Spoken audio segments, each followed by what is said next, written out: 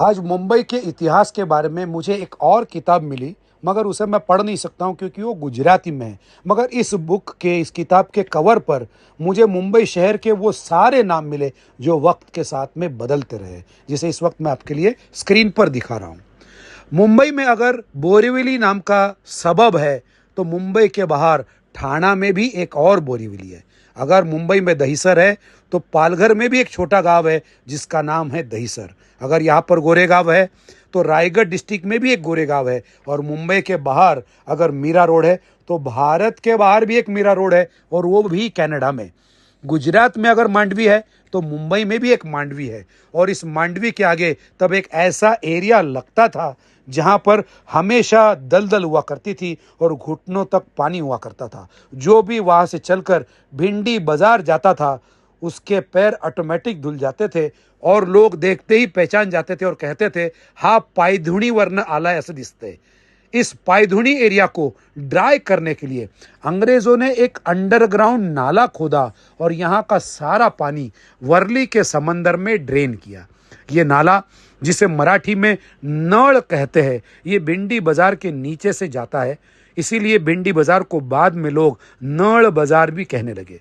मुंबई में जहाँ जो उगता था या जहाँ जो होता था उसके वजह से एरिया के नाम पड़ने लगे। जहाँ पर सिर्फ खेती थी वो एरिया बन गया खेतवाड़ी, जहाँ पर बैंगन उगते थे वो बन गया बैंगनवाड़ी।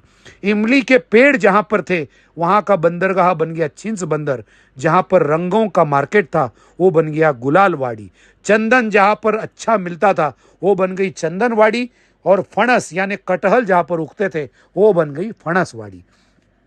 ज्या आळीमध्ये खूप वडाची झाडं होती ती झाली वडाची आळी, जिसे आज हम लोग वडाला के नाम से जानते हैं। गिरी यानी पहाड़, ग्राम यानी गांव। गिरी ग्राम बाद में बन गया गिरगांव। इस गिरगांव में जो लोग गौ पालन करते थे उस एरिया का नाम हो गया गायवाड़ी।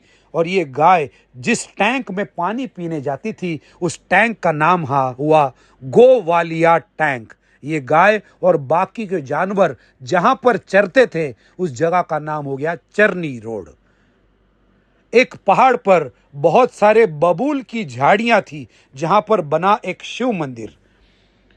इस शिव मंदिर का नाम रखा गया बाबुलनाथ, जिसे 13th सेंचुरी में बनाया राजा बिंबदेव ने। इस राजा ने मुंबई में अपनी राजधानी बनाई महिकावती में, जिसे आज हम लोग माहिम के नाम से जानते हैं। माहिम में आज एक फोर्ट भी है।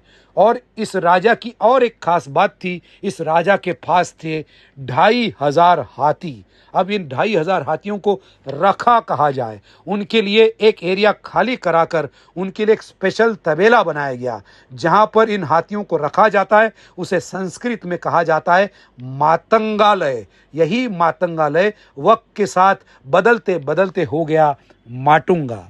राजा बिंबदेव जिस गांव में एक पत्थर पर बैठकर न्यायदान करते थे वो गांव बन गया न्याय गांव, जिसे आज हम लोग नायगांव के नाम से जानते हैं। ऐसा कहा जाता है कि यहाँ पर बिंबाची वाड़ी या भीमाची वाड़ी नाम की एरिया भी था, जहाँ पर हर साल राजा बिंबदेव की जत्रा भी होती थी, मगर इसका कोई ट्रेस आज तक नहीं मिला। बाय द वे, विरार जाते वक्त एक रेलवे स्टेशन का नाम भी आपको दिखेगा नायगांव। मुंबई में माहिम को राजधानी बनाने से भी पहले राजा बिंबदेव ने अपनी एक राजधानी पहले बसाई थी। उस जगह का भी नाम था माहिम, और ये माहिम है केळवे माहिम। यहाँ पर उनके बेटे प्रताप बिंब ने एक फोर्ट भी बनाया है, माहिम सा किला, माहिम फोर्ट। यहीं पर मैंने दर्शन लिए महिकावती देवी के।